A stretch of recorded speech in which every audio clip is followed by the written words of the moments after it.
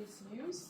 You also see that after 2060, the shading of the coloring is changing, so it's reflecting the fact that it's an indicative model result, so that the certainty of what's happening there is yeah, well, they have a bit more certainty of everything that could happen till 2060 or how that might evolve. Everything that's based on the model data after 2060 is less certain. And here's changing relative fluidity. This is less than and here's the same situation as in the previous Yeah, so overall you have a very, you actually have a cold humid climate now, so you would expect based on these that it will get less humid, but that and it's quite a ratio in this case, so that's even an uncertainty that might go in the direction of minus 10% relative humidity, overall on yearly basis of course, so that might have some impacts on moving from a cold humid to, well, less humid I would say, because you'll still have quite humid climate, but that's how that might evolve in future variables. And here's this idea with extreme heat stress in Helsinki. I took Helsinki as because I have no data for St. Petersburg, so that is why I decided to take the nearest city. I had Moscow in this website, but Moscow is not similar climate as in St. Petersburg. And Helsinki is also located in the Baltic Sea, so which is why it has this humid and wind climate. Yeah. And here they haven't got information as I listed about this with extreme heat stress. Yeah. Makes sense. Is there, because were you able for this location to select locations at all, or to select scenarios at all? No. Because here it's, but so there are scenarios selected, but they're just yeah, it makes sense actually. And for the next scenarios, they have data. So in this math, we believe temperature above 20 degrees. So yeah, as you can see, there's a lot of. Do you have an idea why? And of course, it's not such a big difference. But if you really look to it, the city center here of Helsinki, it's way higher compared to the surroundings. Can you explain, or do you have an idea why that might be happening? Why temperature is high? Yeah, so why we see the difference here in the nights? I think because the rural area of Helsinki is mostly with a lot of forests, and there is less temperature, and it is not really organized. They have like small houses and small villages, and also as well they have very big system of lakes. Maybe it is also. Or that like than the. Yes, I think it is all lakes. They have very big system of lakes, and that is why it is colder in the countryside compared to the cities. So that's the kind of explanation and insights you can give with these maps, which are of course more useful, or it's more straightforward or easier to get something out of the maps. Well, if you look at graph on the left, you see an increase, but you don't really know what exactly is happening. Well, if you look to the map on the right-hand side, then you indeed have city center, lakes, forests across, causing the differences in the system, and also highlighting, although it's limited in this case, of course, for Helsinki, where future needs or where future issues actually or challenges might come forward. And here's this year with maximum temperature above 25 degrees in Helsinki from 2020 to 2100. And here, so we can see that the whole area is a little bit the same. Is that what you expect? Yeah.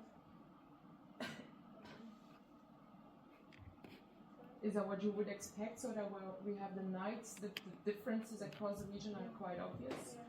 While here it's indeed a more uniform map. Do you have an idea why? Or why it is like this? Maybe because of the winter, I don't know, speed or something in the night and compared to the day. not fully. I don't know if anyone else has an idea why. So why we see, well, take over. So why here we have this pattern that comes forward quite obviously, and why we have a more uniform pattern across the day temperatures. Because of the sunshine, maybe. Heat island. So in the city it traps a lot more heat, but in the countryside it's able to release that because there's less.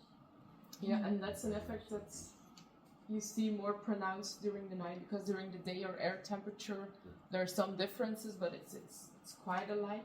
But as you indeed say, so during the day the city traps the heat, and during the night releases it, so it's quite normal. And you see higher temperatures in the city center here during the night, and then you clearly see the cool spots around the city. Yeah, so it is because of the surfaces which is we can. And here's the mean daily and minimum temperature in Helsinki.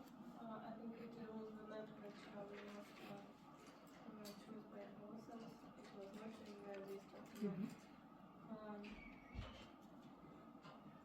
I decided to took this map because I think in this region it is quite hot and extreme cold sometimes, so that is why I decided to take this minimum temperature. And as we can see, it is similar to previous one. In the sense that In general, like the minimum temperature is less in the countryside, and in the city it is higher because of buildings and stuff like this. Yeah, and if you compare the range of change for this extreme cold temperatures, let's say, compared to how the extreme warm temperatures are changing, do you see something, or can you?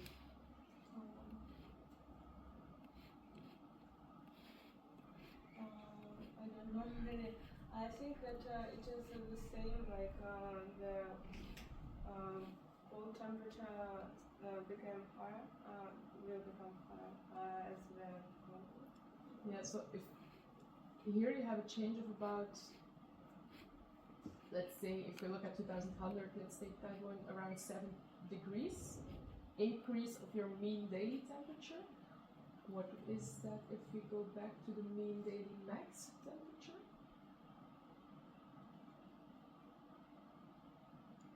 I think that's one of your first, I think one or two slides back. I thought you also had one on the temperatures. No, it might be.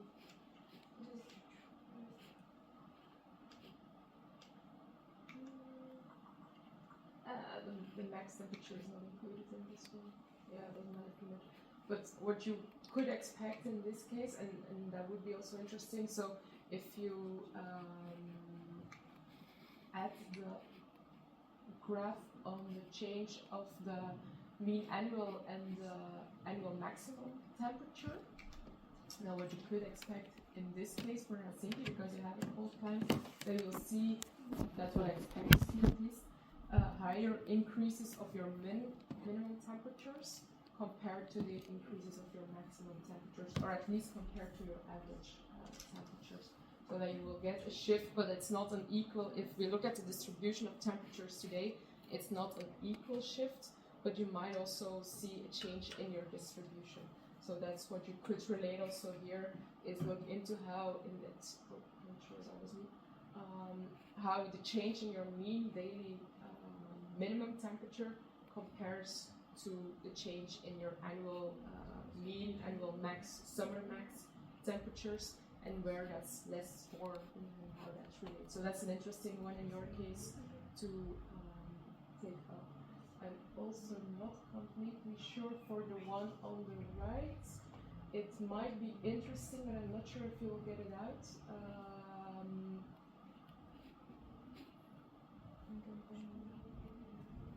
How it's changed also compared to this one. So now you're looking at the absolute map on the right.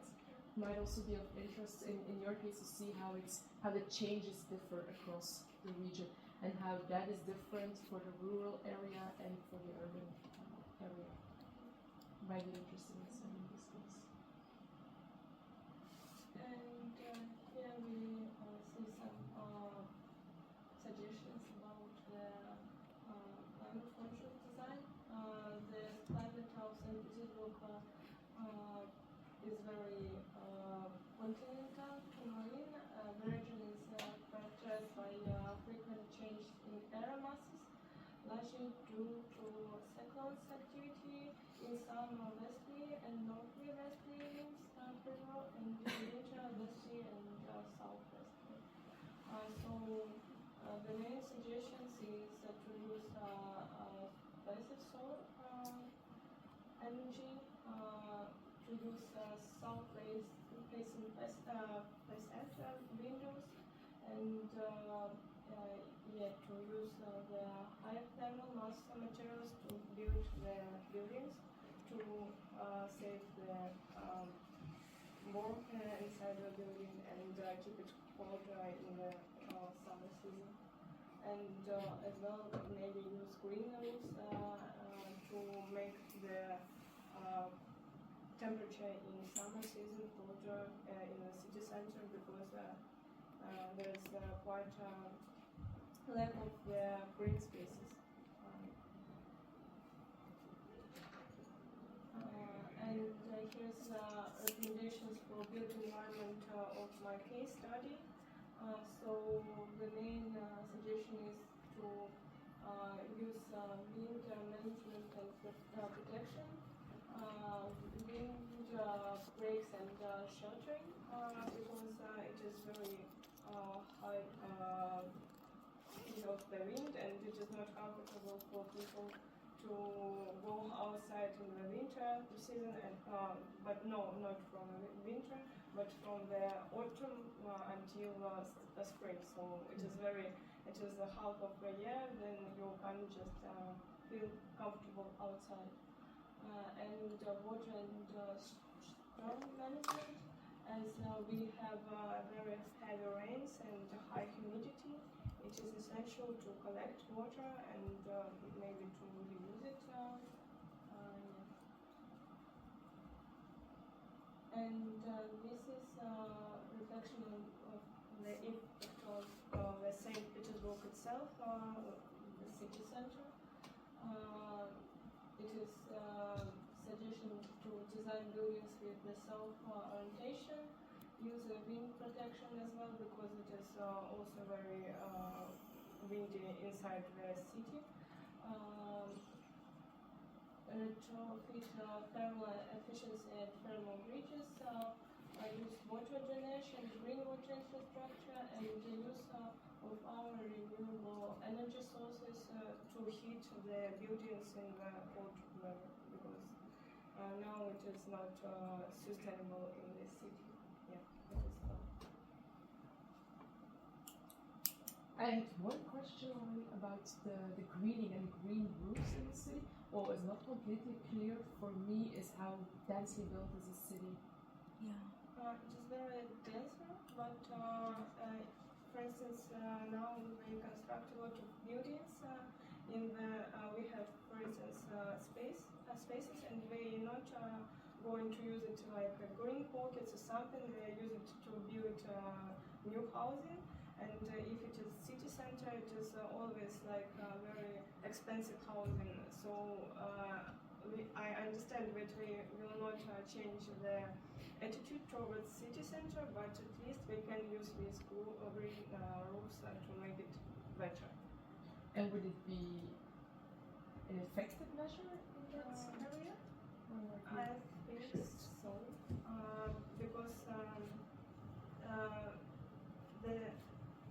it is very denser in the city center because of the historical buildings, and if the surface is became very hot in the summer season, so the temperature difference between countryside and city center can be 5 degrees difference. So if they will going to use the green roofs, maybe these surfaces will not heat as like usual roofs. And as well, these green roofs can help with water storing system, they will absorb some water, rainwater in it. depending on the type of green roof you would put, because you can have a green roof with a buildup of about a meter, then you have some capacity to store. If you have other types, then it's way less package, let's say, that comes on top of the roof. So then that would be rather limited in impact or in water storage. I'm not completely sure whether green roofs would be for this type of, if for sure in the city center, if it would be the most effective measure. There are other aspects of course as well. And also, as you say, it's a historical city, how feasible it would be to implement these. That might also be in something, if that would be a strategy to implement in St. Petersburg, to look at, is it even feasible if you have a lot of pitched roofs with historical buildings? Then you will be quite limited. So that might be a reason to look at different options. But we have this typical courtyard, so the block of the buildings, and the rest of the building you just don't see from the street. So maybe if it is shifted from the street, it can be implemented in this case. There might be possibilities in that.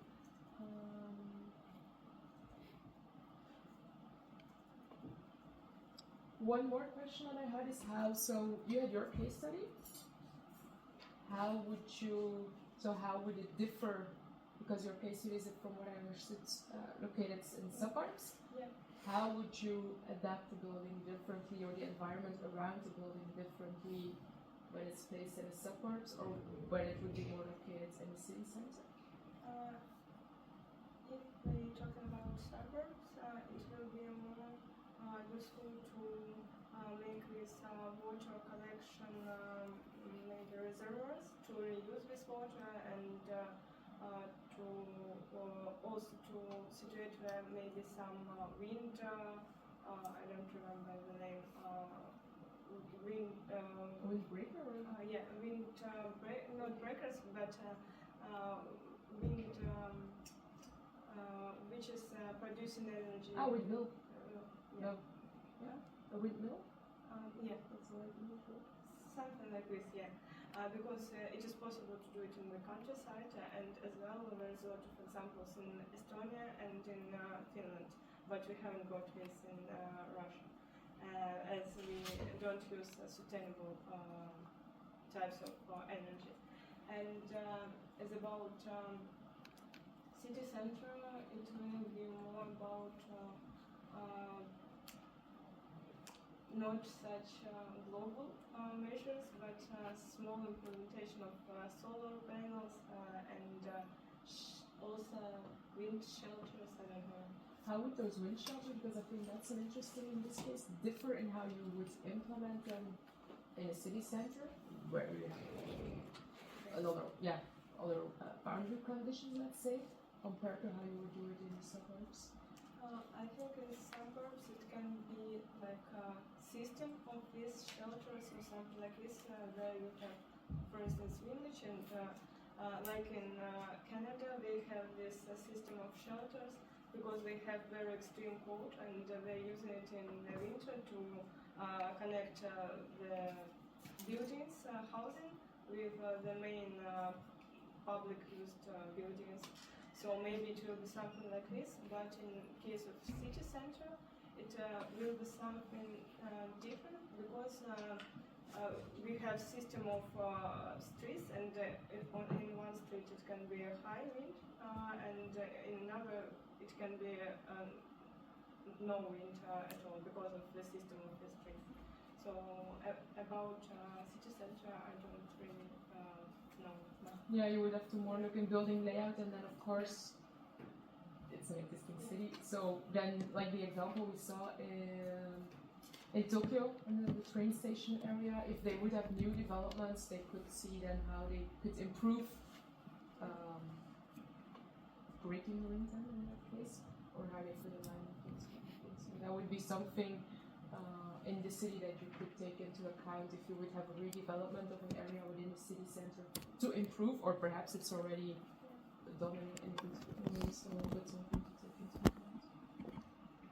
Any other ideas, questions, remarks? I thought that someone had the case of Canada. I don't recall who exactly that was, but had the city of Montreal. How do you relate to what has been? Are there things that you have implemented in a similar way, like with the windbreakers, or? I also have some recommendation that quite similar to Netherlands case, such as triple glazed window green roof system, shading system. We can use overhangs and sunshades.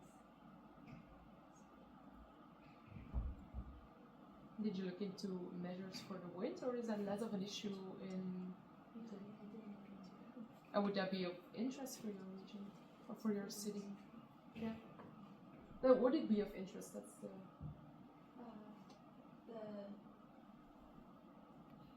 The heat stress. The heat stress is the main issue you need to tackle, which is less of a case in. So that would mean, because now I have to think in north south that they're quite on the line. So I would expect that it's quite similar. It's not. I think in the. Because here heat stress is not really an issue. I think it's similar to Belgium, but in Belgium there is no such cold weather in the winter. Yeah. But in general, here is more humid and less windy, but to compare it, it is a little bit similar. And to compare to Montreal. Montreal is ranked among the most deadly city for heat wave. Okay.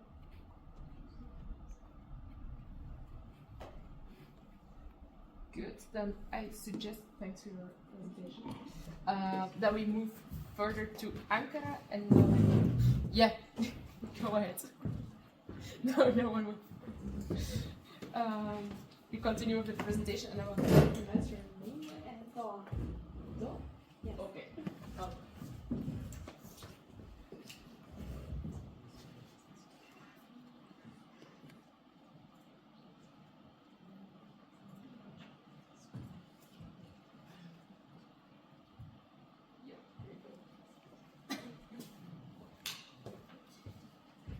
Hello, I'm Doa, and I'm going to present my case study and analysis. So my case study is located in Ankara, and it's a typical old Ankara house. And these Ankara houses are generally 2 or 3-story buildings and with courtyards. And this is one of them with like 120 meters square floor area.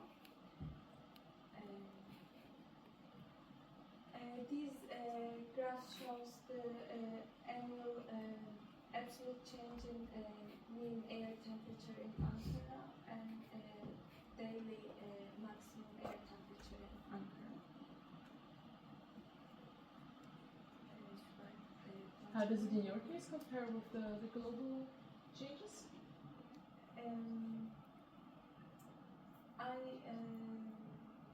That this shows the, as you said, the best and worst case, then it is like increasing through the years. So there should be, and we should be do something to compensate this. Yeah.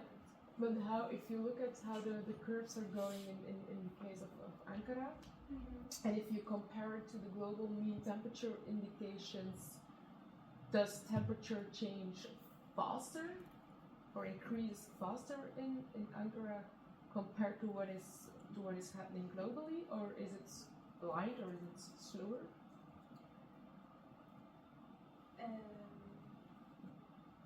I think it's going like a little bit faster. Yeah, so if you look at the 2 degree is a good one to check it. So if you have your annual mean temperature and you have it, I should use this one. Yeah. So we have it at 2 degrees. Well, faster, quite aligned, I would say in this case. So you kind of see changes in line with, of course, in the worst case scenario. And it might slow down a bit. It's hard to see at this point. No, it's quite aligned actually with what you see happening globally.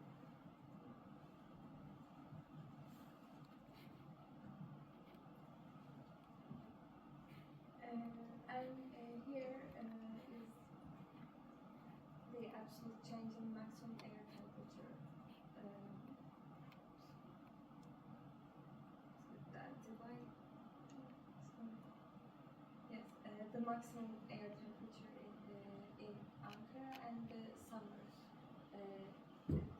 Maximum air temperature.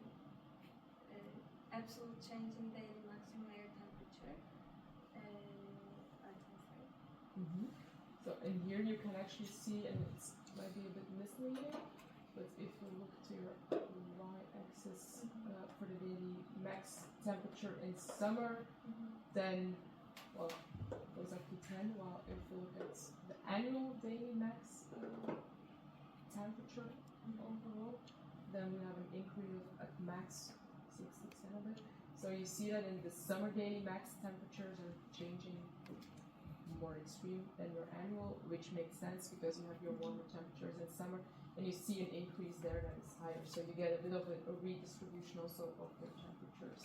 So that's also something to look at, so that you don't have an equal change across the whole year, but that the extreme events become more extreme. That's actually what you also see here, and what is of interest. Also, if you would see that we have a change of, and let's look at 2050, and you have an increase of your summer daily max temperature with about 4.5 degrees, and I'm not sure, so your baseline is 28 degrees for the reference period. That means that you have daily max temperatures in summer going up to 32 degrees, so that's something that you would, put some input. So that's the kind of things that you can also get out of these graphs. You of course see that they will increase. I'm afraid we won't see graphs today that show a decrease in temperature, but it's more than only it's increasing. It's how does it compare to global changes. What do you see in how annual temperatures change compared to max, compared to min temperatures, and what could that mean for the location you are looking at?